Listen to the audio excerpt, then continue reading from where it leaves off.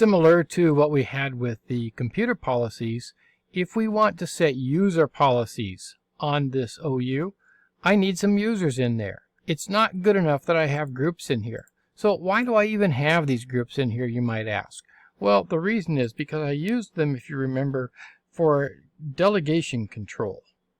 In other words, I can set delegation. Remember this delegate control that we did earlier? I can set delegation to groups within that OU, but I cannot set group policy against groups that are in that OU. So I'll add Adam to the services OU, and now Adam no longer exists in the users container, he exists in the services OU. We'll also add Javan here to the services OU. And well, let's do one more. Let's add Mia. So these three. So let's go back now to our group policy management.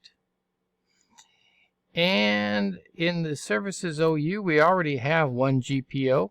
What's called test computer GPO. Let's add another GPO. And this one will be called test user GPO. And we'll go ahead and edit that. And this time I'll set a user configuration.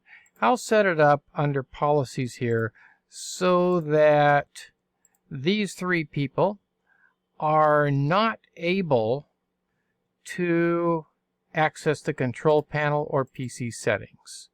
So I will enable that, and it says if I enable it, that I am disabling control panel. So you have to think backwards here. If I enable, I disable all control panel items. All right, let's go ahead and apply that, and that has now been applied. So now anybody that logs on that is in that services group should not be able to access. Let's go ahead and do a GP update. GP update dot /force. In the meantime, let's jump over here to our client 01. And we'll log on to client 01 as Mia. Now let's see what happens if Mia tries to get onto the control panel. Well, it looks okay so far. And it hasn't really been pushed out yet. This is not uncommon. Let's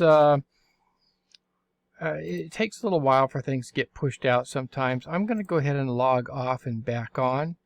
I'm going to do a restart. Okay, let's log back on now as Mia again and try the control panel. And now you'll see that Mia is restricted and cannot open the control panel. We did do the GP update force and it didn't work right away. That's not uncommon. Sometimes Active Directory takes a little while to push things out. And so that's what we saw here. It actually didn't work until I logged off and logged back on. But you can see that it did work once I did that. And it would have eventually forced it out there anyway. I think it's something like once every 15 minutes or so that the group policy will enforce itself across the domain no matter what.